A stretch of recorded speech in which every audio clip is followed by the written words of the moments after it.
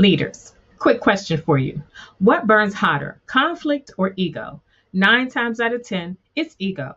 Today, I'll show you how to cool the temperature in any room without shrinking your presence. Have you ever left a meeting thinking, whew, that escalated? Well, stick around because emotionally intelligent conflict skills can take you from firefighter to thermostat. Now grab a notebook and share this video. I'm Shanice Collins, a leadership and Mindshift coach, author, and unapologetic believer that purpose is a posture.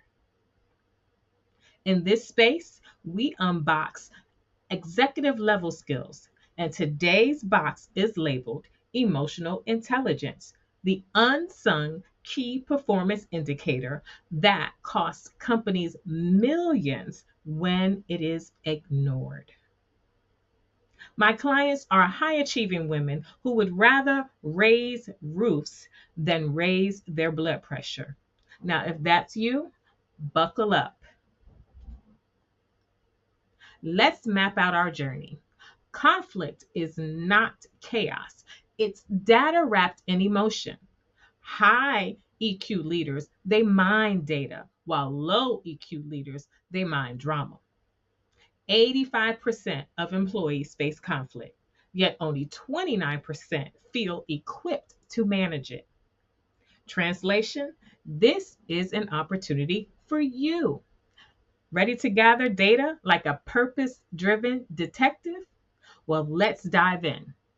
There are 3 key maneuvers: pause, probe, and protect. Remember them in order. Repeat them under pressure. Now, step 1, pause. Neuroscience tells us your amygdala hijacks logic in microseconds. A deliberate 6-second inhale is the override. So try closing your eyes and inhale for a count of 3. And then exhale for a count of 3. I can actually recall when I responded internally to a critique as if it were a courtroom cross-examination. After mastering pause, it allowed me to switch off my defense attorney and turn on my inner analyst, extracting the truth nuggets without the emotional noise. Ultimately, I transform critique into my personal playbook for growth. You could also consider the 3-2-1 method. That's 3 breaths, 2 questions, and 1 response.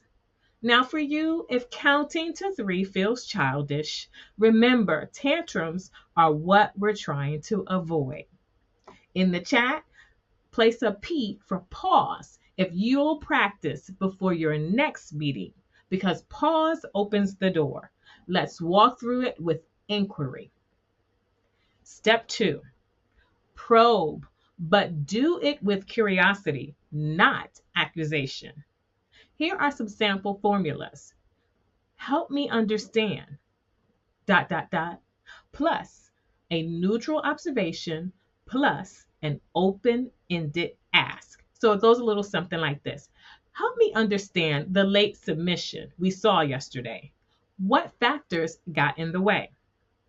Let's separate the what from the who, or issue plus collaborative fix. The report is the what. It needs tighter analysis. How can we together make that happen? Try this quick hack. Swap why did you with what factors led to. It shifts the brain from a defensive state to a state of data retrieval. So think CSI and not Judge Judy. Curiosity surfaces facts, but we still need to protect the relationship. And now step 3, protect. Address behavior and not character.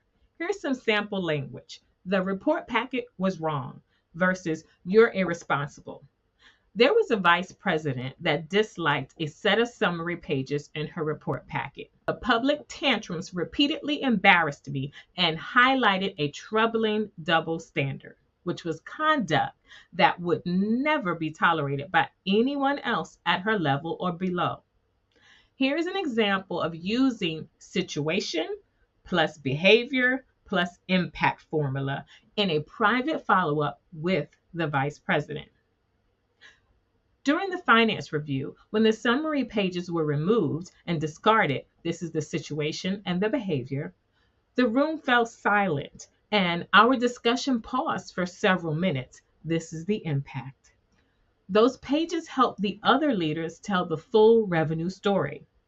How can we revise the packet so that you see only what you need while the team retains critical context? Even scripture separates sin from the son. Correction is not condemnation. Drop a butterfly if you'll protect relationships this week. So again, this was pause, probe, and protect. Breathe, get curious, and guard the human. Comment which P is your growth edge. Share your biggest takeaway in the comments. And remember, peace isn't passive, it's practiced. You don't shrink conflict, you steward it. Until next time, lead, live, and be on purpose.